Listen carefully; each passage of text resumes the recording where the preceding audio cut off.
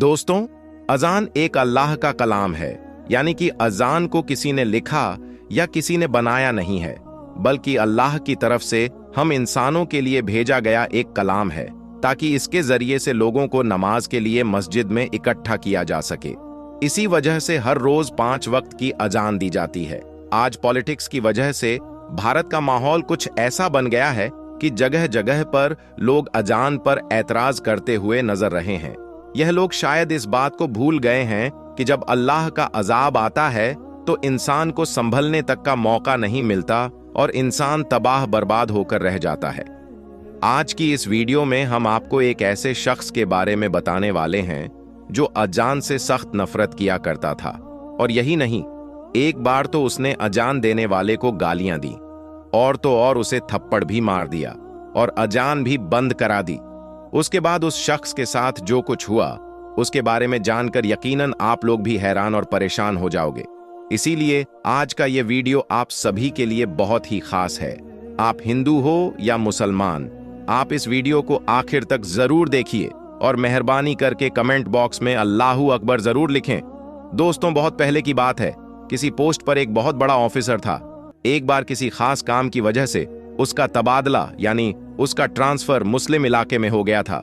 इत्तेफाक से उसको वहां पर रहने के लिए जो मकान मिला उसके करीब में ही एक मस्जिद थी जिसमें 5 टाइम रोजाना अजान दी जाती थी।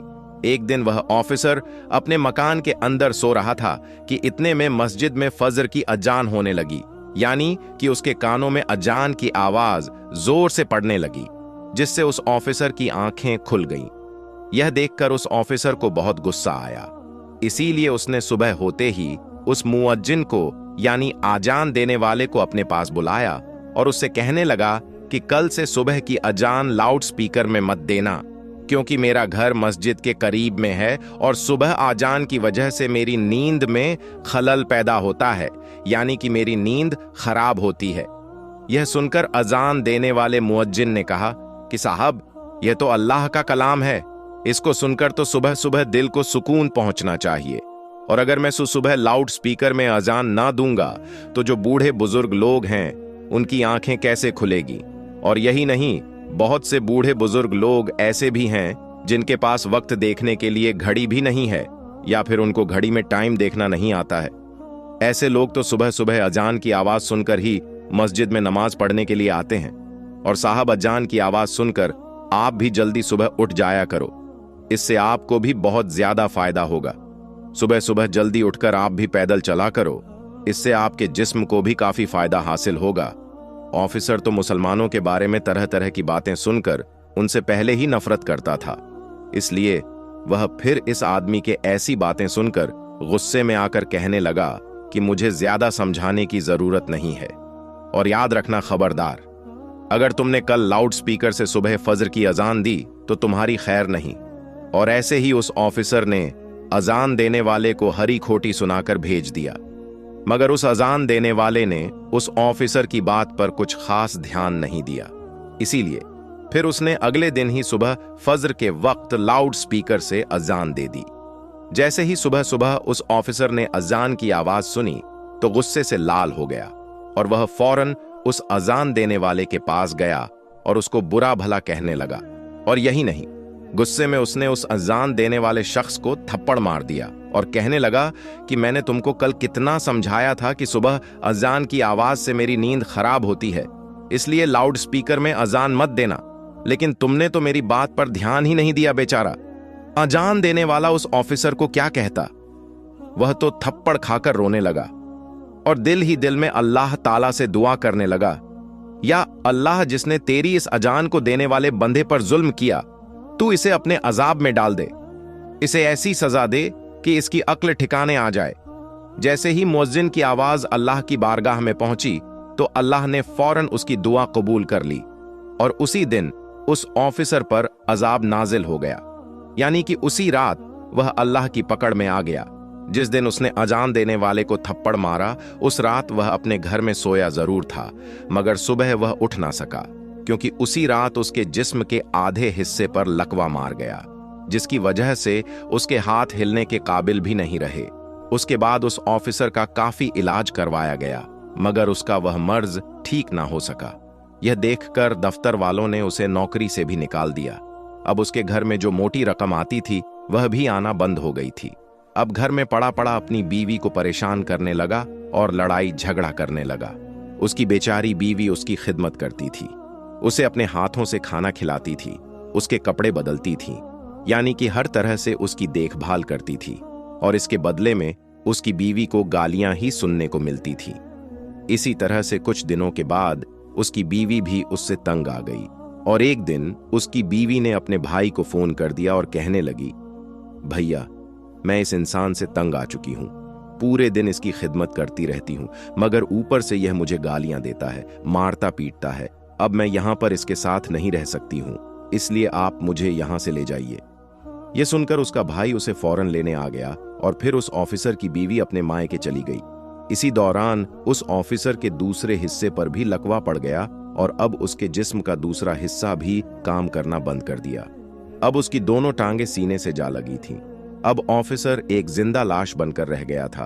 अब ना ही उसके हाथ हिल रहे थे और ना ही उसके पांव काम कर रहे थे, और घर में ना ही कोई उसकी देखभाल करने वाला था। यह एक दिन उस ऑफिसर का छोटा भाई उसके पास आया और उसे उठाकर अपने घर ले गया। अब यह ना तो खुद उठ सकता था और ना ही खुद के हाथों से खा पी सकता था।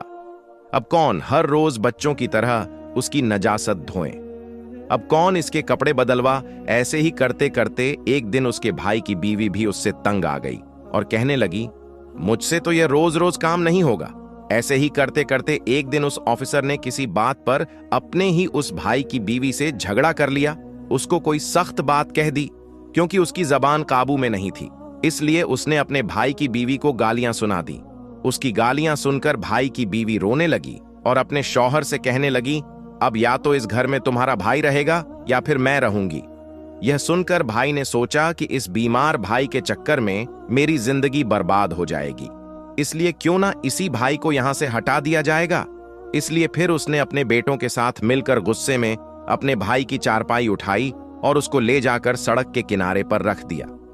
दोस्तों, उस वक्त सख्त गर्मी का मौसम था, इसीलिए थोड़ी ही देर में वह सूरज की गर्मी में तपने लगा और उसको पसीना आने लगा। अब उसे जोरों की प्यास भी लग चुकी थी। सुबह से उसने कुछ खाया पिया भी नहीं था। अब ऑफिसर अपनी चारपाई पर पड़े पड़े रो रहा था और कराह रहा था और कह रहा था कि कोई तो मेरी मदद करो, कोई तो मुझे पानी पिला दो, कोई मुझे खाना खिला दो। इत्तेफाक से उसी रास्ते से उसी मुअज्जिन का गुजर हुआ जिसे उसने थप्पड़ मारा था। उसने देखा कि सड़क के किनारे चारपाई पर एक शख्स लेटा हुआ फरियाद कर रहा है। यह देखकर वह मुअज्जिन उसके पास गया। जैसे ही उसने उस ऑफिसर को देखा तो वह पहचान गया कि यह वही ऑफिसर है जिसने उसको थप्पड़ मारा था। यह देखकर मुअज्जिन हैरान हो गया और पूछने लगा, ऐ शख्स, तुम्हारे साथ ये क्या हो गया है? तुम तो एक बहुत बड़े ऑफिसर हुआ करते थे। वह ऑफिसर भी मुअज्जिन को पहचान चुका था और उसने पड़े पड़े ही मुअज्जिन के आगे अपने हाथ जोड़ दिए और कहने लगा कि मेरी बर्बादी उसी दिन शुरू हो गई थी जिस दिन मैंने आपको थप्पड़ मारा था। फिर उस ऑफिसर ने अपनी पूरी दर्द भरी कहानी उस मुअज्जिन को सुना डाली। उसने बता दिया कि उसी रात में मेरे जिस्म पर लकवा पड़ गया था। उसके बाद से मेरी हालत बिगड़ते बिगड़ते आज मेरी हालत ऐसी हो गई है कि आज मेरे पास कोई खड़ा तक नहीं होता है। मेरे सब अपनों ने मुझे ठुकरा दिया है। इतना कहते कहते वह ऑफिसर फूट फूट कर रोने लगा। उसकी हालत देखकर उस मुअज्जिन को उस पर तरस आ गया। उसने उसको पानी पिलाया और उसके लिए खाना लेकर आया। फिर अपने हाथों से उसको खाना खिलाया, और यही नहीं, फिर उसे उठाकर वह अपने घर भी ले गया और खूब अच्छी तरह से उसकी खिदमत करने लगा।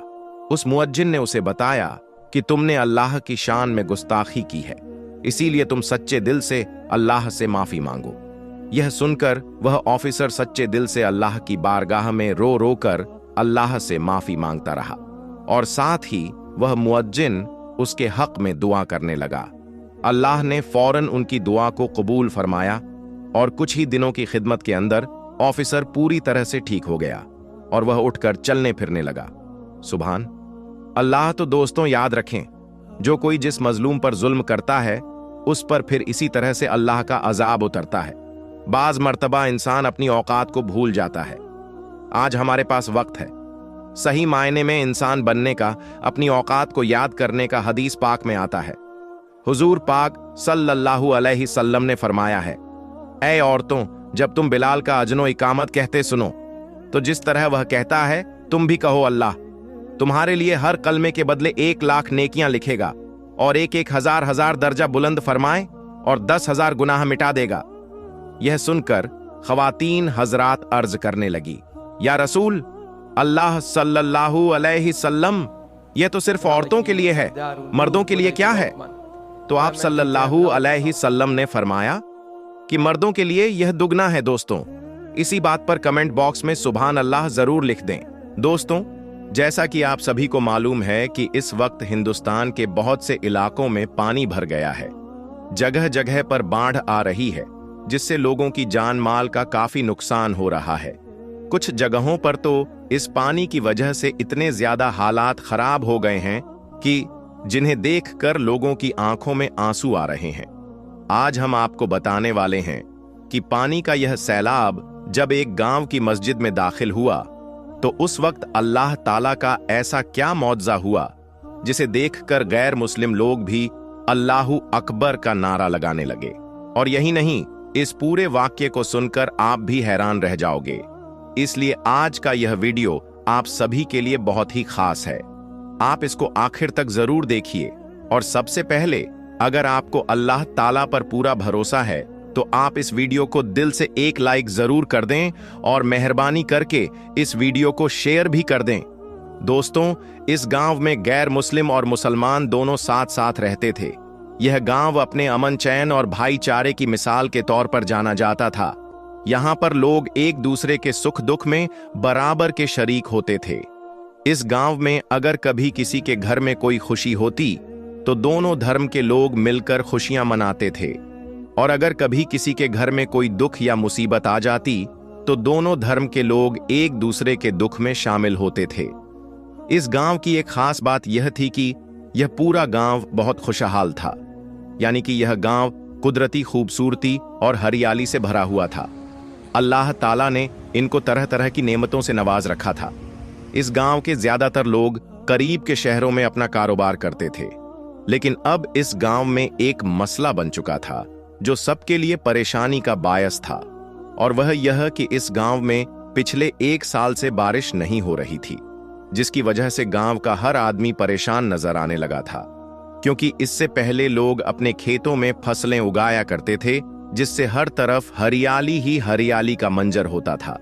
लेकिन अब बारिश न होने की वजह से इनकी फसलें सूख चुकी थीं और ना ही दरख्तों में पहले जैसी रौनक बाकी रही थी। इस परेशानी के आलम में एक तरफ गैर मुस्लिम लोग यह समझने लगे थे कि शायद उनका भगवान उनसे नाराज हो चुका है, इस वजह से हमारे गांव में बारिश नहीं हो रही है। इसलिए वे मंदिरों और गिरजाघरों में जाकर पूजा करने लगे और हाथ जोड़कर अपने भगवान से बारिश की प्रार्थना करने लगे। लेकिन बारिश का कोई भी नामो निशान नहीं था। और दूसरी तरफ मुसलमान भी यह सोचने लगे थे कि शायद अल्लाह ताला उनसे नाराज हो गया है, इस वजह से बारिश नहीं हो रही है। इसीलिए वह भी मस्जिदों में जाकर नमाज पढ़ने लगे और गिड़गिड़ाकर अल्लाह से दुआएं मांगने लगे। लेकिन आसमान पर बादल का एक टुकड़ा भी नजर नहीं आ रहा था। हालांकि इस गांव में रहने वाले तमाम मुसलमान नेक दिल और इबादत गुजार थे। उन्हीं में से एक बुजुर्ग मौलवी साहब भी थे जो अपनी नेकी और इबादतों की वजह से पूरे गांव में मशहूर थे। मौलवी साहब सिर्फ 5 वक्त की नमाज ही नहीं पढ़ते थे, बल्कि रात को उठकर तहज्जुद की नमाज भी अदा किया करते थे। और यही नहीं, वह हर वक्त अल्लाह का जिक्र करते और गांव के दूसरे लोगों को भी नेकी की तरफ माइल करते थे। ऐसा था इस गांव का माहौल। लेकिन अब बारिश न होने की वजह से इस गांव के लोग बहुत परेशान हो चुके थे। इसलिए गैर मुस्लिम अपने ईश्वर से प्रार्थना कर रहे थे और मुसलमान अल्लाह से मदद की दुआ मांग रहे थे। लेकिन दूर दूर तक बारिश की कोई भी उम्मीद नजर नहीं आ रही थी। दोस्तों, इस तरह से वक्त गुजरता गया। अप्रैल और मई की शदीद गर्मी का मौसम आ चुका था। गांव में हर तरफ सूखा पड़ा था, दरख्तों के पत्ते झड़ चुके थे, जमीन तप रही थी, पानी की भी शदीद कमी हो चुकी थी। लोग अपने जानवरों को पानी पिलाने के लिए मीलों दूर जाते, लेकिन वहां पर भी उन्हें मायूसी ही मिलती। एक दिन मौलवी साहब, जो अपने मामूल के मुताबिक गांव की गलियों से गुजर रहे थे, उन्होंने देखा कि गर्मी की वजह से गांव के लोग बेहाल हो चुके हैं। सूरज की तपिश इतनी ज्यादा थी कि उन्हें लगा जैसे वो इस गर्मी में पिघल जाएंगे। जैसे ही मौलवी साहब आखिरी गली तक पहुंचे तो उनके दिल में परेशानी और बेचैनी ने जन्म ले लिया। इसी बेचैनी में उनकी जुबान से बेइख्तियार यह अल्फाज निकल पड़े, या अल्लाह, हमारे गांव में इतनी बारिश बरसा कि पानी हमारे सीने तक पहुंच जाए। प्यारे दोस्तों, मौलवी साहब ने यह बात बगैर सोचे समझे कह दी थी। उनका मकसद सिर्फ इतना ही था कि किसी भी तरह से गर्मी से निजात मिल जाए। अब जिस गली से मौलवी साहब गुजर रहे थे, उसी किनारे पर एक फकीर बैठा हुआ था। उसने यह दुआ सुन ली। वह फकीर बाबा मौलवी साहब से कहने लगे, आप ऐसी दुआ ना करें। हमारे गांव के ज्यादातर घर छोटे और कच्चे हैं। अगर इतनी बारिश हुई तो हम कहां जाएंगे। अब मौलवी साहब, जो गर्मी से तंग आ चुके थे, फकीर की इन बातों से नाराज हो गए। उन्होंने कहा, ऐ फकीर बाबा, तुम कुछ मत कहो। यहां पर बारिश नहीं हो रही है और तुम्हें अपने घर की फिक्र लगी हुई है। इतना कहकर मौलवी साहब मस्जिद की तरफ बढ़ गए। अब उनके जहन में बस यही था, कैसे भी हो बारिश हो जाए और इस गर्मी से राहत मिल जाए। उन्हें इस बात का बिल्कुल अंदाजा नहीं था कि अगर उनकी दुआ कबूल हो